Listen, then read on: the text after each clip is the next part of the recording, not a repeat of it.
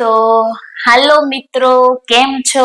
બધાને જય શ્રી કૃષ્ણ અને રાધે રાધે.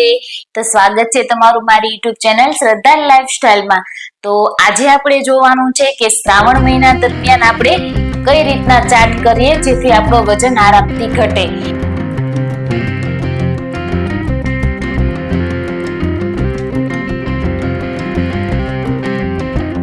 કેમ કે બહુ બધાને એવી કોમેન્ટ્સ હતી કે શ્રાવણ મહિનો ચાલુ થવાનો છે દીદી, તો તમે અમને એવો ચાર્ટ બતાવો કે જેથી મારો વજન વધે નહીં અને ઘટે.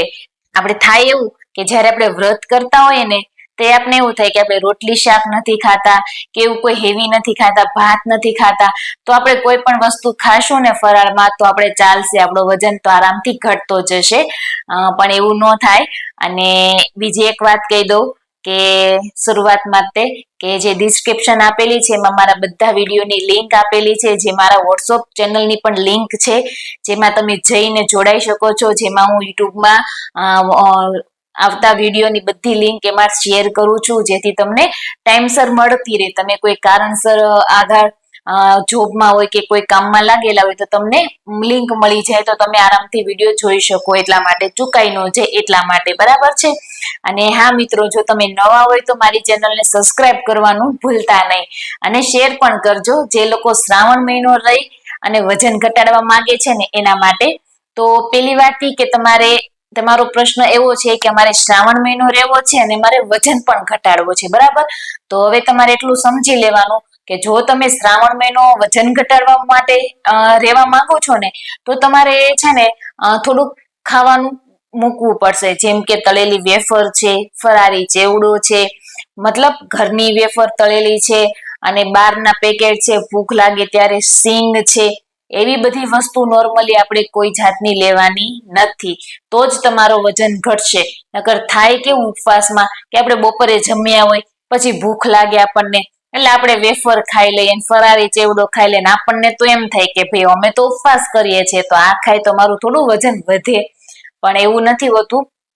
મારો અનુભવ તમને શેર કરું કે આથી 10 થી 12 વર્ષ પહેલા 2013માં હું હોસ્ટેલમાં ભણતી હતી. હું જાડી હતી, એટલે મતલબ મેં 10 વર્ષમાં 2 વખત મારો એવો વજન ઘટાડ્યો. પણ જયારે હોસ્ટેલમાં હતી ને ત્યારે તો હું ઘરે આવીને એટલે ઓટોમેટિકલી મારો વજન ઘટી ગયો હતો. પણ શરૂઆતમાં મેં શ્રાવણ મહિનો બધાને કાનેથી મેં એવું સાંભળ્યું કે શ્રાવણ મહિનો રહીએ ને તો વજન સારો ઘટે એમ. તો મેં પણ ચાલુ કર્યું. ઈ તો ન ખબર હોય કે ઈ લોકો કઈ રીતના રહેતા હોય શ્રાવણ મહિનો એમ. અને હું બપોર એકટાણું કરું અને સાંજે તો તળેલી ચિપ્સ ને એવું ખાઈ લઉં. મને એમ થાય કે ભાઈ હું તો સાંજે શાક રોટલા નથી ખાતી, પણ આ તો ખવાય ને, આનાથી થોડું મારો વજન વધશે એમ. પણ ઉલટું થયું, અમુકનો વજન છે ને વધીને બતાવ્યો. એટલે હું તમને કહું છું કે તમે આવી ભૂલ ન કરતા. બરાબર છે. આપણે વજન ઘટાડવા માટે રહીએ છીએ ને તો આપણે તો એવું બધું મૂકવું જ જોશે ને નોર્મલી જે સાદો ડાયટ હોય તો કરવો પડશે. તો મારા અનુભવ પ્રમાણે કહું તો તમારે બપોર એકટાણું કરવાનું છે, સાંજે આપણે હેવી ખાઈને સુવાનું નથી. બરાબર છે. બપોર એકટાણું કરવાનું છે તો એકટાણુંમાં બહુ બધા ઓપ્શન છે. એક દી તમે શાક રોટલી છાશ સલાડ લઈ લો, બીજે દિવસે દાળ ભાત સલાડ લઈ લો, બાજરાનો રોટલો શાક સલાડ છાશ, પછી એક દિવસ ચણાનું સલાડ છે, મકાઈનું સલાડ છે, મિક્સ કઠોળની ભેળ છે, એવું બધું અલગ અલગ છે ને. બપોરે કઢી ખીચડી છે, વઘારેલા ભાત છે, એવું બપોરમાં મેનુમાં તમારે એકટાણામાં રાખવાનું, જેથી તમારું પેટ છે ને આરામથી ભરાઈ જાય. અને બપોરે જમ્યા હોય તો આખા દિવસ દરમિયાન જે આપણે હલન ચલન ને જે થતી હોય તો એનાથી આપણું શરીર જે ખાધું છે ને આરામથી પચી જાય. બરાબર છે. એ ઓપ્શન બપોરે રાખવાના. હવે સાંજની વાત કરું ને તો આ મહિનો તમે છે ને જીરાનું પાણી લેજો, તમને સારો ફેર પડશે. અને નોર્મલી જીરું છે ને લઈ શકાય છે, ગરમ નથી પડતું, નથી ઠંડુ પડતું. બરાબર છે. તમારે તમારી બોડીની અનુકૂળ રીતે કરવાનું છે. મને એવી કોઈ વસ્તુ છે ને ગરમ નથી પડતી. જીરું નોર્મલી કન્ટિન્યુ લઉં ને તો મને કોઈ પણ શરીરમાં કોઈ જાતનો ફેરફાર નથી મને થતો. તમને એવું લાગતું હોય કે હું આ જીરું પીવું છું અને મને બોડીમાં કંઈક ફેર છે, બરાબર છે, કે મને નથી હતતું કે ગરમ પડે છે કે ઠંડુ પડે છે, તો તમારે છે ને બંધ કરી દેવાનું. આ મતલબ બેઝિક છે, જ્યાં બધા કહે છે કે નોર્મલી જીરાનું પાણી પીવાથી વજન ઘટે, અને હકીકતમાં ઘટે છે, સારો એવો ફાયદો થાય છે. તો સવારમાં તમારે છે ને જીરાનું પાણી લેવાનું છે. બરાબર છે. ઉઠીને તરત ઈ પી લેવાનું છે. પછી નોર્મલી શરૂઆત તમારે છે ને જીરાના પાણી પીધા પછી છે ને પલાળેલી 5 બદામ લઈ લેવાની છે. 5 બદામ અને પલ્લા લઈ 5 બદામ લઈ લેવાની છે, થોડાક 10 મિનિટ પછી જીરું પીધાના. પછી તમારે નાસ્તો કરવાનો છે. તો નાસ્તામાં તમારે છે ને કોઈ પણ સિઝનલ ફળથી શરૂઆત કરવાની છે, બરોબર છે. આ દિવસ દરમિયાન તમે ચાટ કરો તો નોર્મલી એક કેળું લઈ શકો સવારમાં. બને ત્યારે ફળની શરૂઆત કરવાની સિઝનલ. 10 વાગે તમે ચિયા સીડ્સ નું પાણી આરામથી લઈ શકો છો વ્રતમાં. ડિટોક્સ જેવું પાણી છે, જે ફુદીનો અને આપણે જે ફુદીનો છે, ધાણા જેવું છે, અને વળિયારી, અને પછી સંચળ, લીંબુ અને એવું બધું ચિયા સીડ નાખીને ડિટોક્સ વોટર બનાવી દેવાનું, બરાબર. અને એને આખા દિવસ દરમિયાન પીવાનું, જેથી તમને ભૂખ નહીં લાગે. બપોરે તમે જે આપણે એકટાણું કરી લેવાનું છે. 4 વાગે તમારે ગ્રીન ટી પીવાની છે, અથવા તો સિઝનલ ફળ ખાવાનું છે, બરાબર.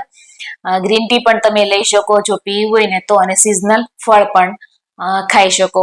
અને જ્યારે ભૂખ લાગે, તમે ઉપવાસ કરો, જ્યારે ભૂખ લાગે ને ત્યારે સિઝનલ જે ફળ આવતું હોય એ આપણે ખાઈ લેવાનું છે, જેથી ભૂખ ન લાગે, બરાબર. બીજું કઈ નથી ખાવાનું. અને સાંજના ઓપ્શનમાં છે ખીચડી મોરૈયાની, જેમાં આપણે બટેકાનો સમાવેશ નથી કરવાનો. દૂધી તમે એડ કરી શકો. એક દિવસ મોરૈયાની ખીચડી લો, એક દિવસ મોરૈયાની સાબુદાણાની ખીચડી લો, બરાબર છે.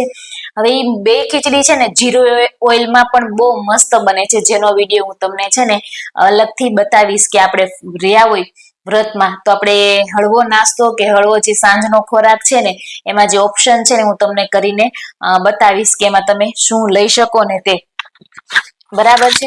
એ આપણે અલગથી વિડીયોમાં જોશું કે આ ઓપ્શનમાં તમે હળવો ખોરાક લઈને તમે આરામથી તમારું વજન ઘટાડી શકો છો.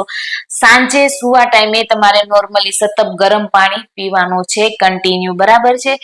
શ્રાવણ મહિનો રહેતા હોય ને, જો તમને એવું લાગે કબજિયાત જેવું, તો તમે હળદેની ફાકી લઈ શકો છો, એનાથી કોઈ પ્રોબ્લેમ નથી. જો બહુ કબજિયાત રહેતું હોય ને તો તમારા કોઈ ડોક્ટર હોય ને એને પૂછીને કોઈ આયુર્વેદિક જે દવા મળે છે એનો પણ સહારો તમે લઈ શકો, જે અત્યારે બહુ સારી મળે છે બહાર. પણ ડોક્ટરની સલાહ લેવી તમારે જરૂરી છે, કેમ કે એ સજેસ્ટ કરે તમારા બોડી પ્રમાણે કે કઈ અને કેટલી લેવી ને તે એટલા માટે જરૂરી છે, બરાબર છે. તો એ તમારે લઈ લેવાની. અને મિનિમમ તમારે છે ને અઠવાડિયામાં 2 વખત તો પેટ સાફ થઈ જાય ને એ માટે બર્થડે ફાગી કે દવા તમને જે ડોક્ટર સજેસ્ટ કરે ને તમારે લઈ લેવાની. એટલે આરામથી તમને છે ને હળવું ફીલ થશે અને બહુ સારું લાગશે બોડીમાં. જે કેમ કે હું અત્યારે પણ કન્ટિન્યુ એવું કરું જ છું, એ પણ તમે કરી શકો, બરાબર છે. સાંજના ઓપ્શનમાં તમે પછી મોરૈયાના જે ઢોસા બને એ રીતના પણ લઈ શકો છો. મોરૈયાના ઢોકળા બને છે. બહુ બધી ઓપ્શન છે. જે તમે ફરાળી લોટ આવે ને, મને તો ફરાળી લોટ કેના જેવો લાગે ખબર, મેંદો હોય ને એના જેવો લાગે, એકદમ ચીકણો. તમે જોજો એનો લોટ બાંધશો ને તો પૂરી ને એવું એકદમ છે ને વ્હાઈટ ને એકદમ કેટલી આમ બહુ મેંદાના લોટમાં કેમ આપણે લોટ બાંધીને પૂરી કરીએ ને આપણે એને બળ દેવું પડે, એમ બહુ વાર કઠણ જેવું લાગે, એના જેવું મને લોટ લાગે. મેં કોઈ દી ઉપયોગ નથી કર્યો હજી હાલની તકમાં. નથી ફરાળી લોટની ભાખરી ખાધી, કે નથી પૂરી ખાધી, કે નથી રોટલી ખાધી. નોર્મલી સાદું ને સિમ્પલ હું ગમે કોઈ પણ વાર રહું ને તો ફ્રૂટ ઉપર જ રહું આખો દિવસ, અને 11 તો હું પાણી પર જ રહું છું. એટલે હું જાજુ ખાતી નથી, બરાબર છે. જો હું કદાચ કંઈક ખાવાનું થાય તો હું છે ને મોરૈયાની ખીચડી કરીને લઈ લઉં છું. અને તમે ભૂખા ન રહેતા હોય તો તમે થોડા ટાઈમે જે મેં કીધું ફ્રૂટ એ લઈ શકો છો આરામથી. તમારો વજન છે ને મહિના દિવસમાં 5 થી 6 કિલો જેવો ઘટેલો બતાવશે વજન. તો આ મહિના દિવસનો ચાર્ટ હતો. આ જે ચાર્ટ છે ને સોમવાર, મંગળવાર, બુધવારના ચાર્ટ છે ને આ વિડીયાના એન્ડમાં પોસ્ટર તરીકે હું તમને બતાવી દઈશ, એટલે તમને સરળતા રહે તમને એમાંથી જોઈને કરવામાં, બરાબર છે. અને તમે એના મુજબ પણ કરી શકો, અને એની આગળ પાછળ તમે કોઈ વસ્તુ ઘરમાં અવેલેબલ હોય તો એ પ્રમાણે પણ તમે કરી શકો. ચા પી શકો, ઓછી ખાંડ લેવાની છે, ખાંડ વાળી વસ્તુ પણ વધારે નથી લેવાની. નકર તો તમે શીરો ને ખીર કરીને પેટ ભરીને ખાઈ લો તો વજન નહીં ઘટે. મતલબ ખાંડ તમે જેને લોકોની ચાની ટેવ છે ચા પીવાની, એ લોકો નોર્મલી સવારમાં ઓછી ખાંડમાં જે આપણે રેગ્યુલર કરીએ છીએ ને ચાટ એમ જ કરવાનો છે તમારે. કરવાનું સવારમાં ને સાંજે ફેરફાર કરવાના છે ખાવામાં, બરાબર છે. આ હતો આપણો શ્રાવણ મહિનાનો આખો ઉપવાસનો ચાર્ટ. તો મળીશું નવા વિડીયોમાં. હવે નવા વિડીયોમાં હું તમને મારી જર્ની બતાવીશ 4 મહિનામાં કઈ રીતના ઉતાર ચઢાવ આવ્યા, કઈ રીતના મેં ડાયટ ફોલો કન્ટિન્યુ કર્યું, કઈ રીતના મારો વજન અટકી ગયો તો તે પાછો ચાલુ કરી ડાયટ, અને પાછી પ્રોસેસ ચાલુ કરી. અને પાછું વજન ઘટવા માંડ્યું. તો એની ચર્ચા આપણે છે ને નેક્સ્ટ વિડીયોમાં કરશું. અને જો મિત્રો તમને મારો વિડીયો ગમતો હોય તો લાઈક કરો, શેર કરો, કોમેન્ટ કરો અને નવા હોય તો સબસ્ક્રાઇબ કરી દો. તો મિત્રો મળીશું એક નવા વિડીયો સાથે. તો બધાને અત્યારે જય શ્રી કૃષ્ણ અને રાધે રાધે. અને શ્રાવણ મહિનાનો તમારો જે ઉપવાસ છે ને એ સરસ આરામથી તમારો પતી જાય, એટલે પૂરા થઈ જાય ઉપવાસ તમારા, અને તમને સારું એવું રિઝલ્ટ પણ મળે. તમે જેને લક્ષીને કરતા હોય એને લક્ષીને બરાબર છે. જે ફળની આશાથી તમે કરતા હોય ને એ ફળ તમને સારું એવું મળે. તો ચાલો મળીશું એક નવા વિડીયો સાથે. તો બધાને અત્યારે જય શ્રી કૃષ્ણ ને રાધે રાધે. Bye bye.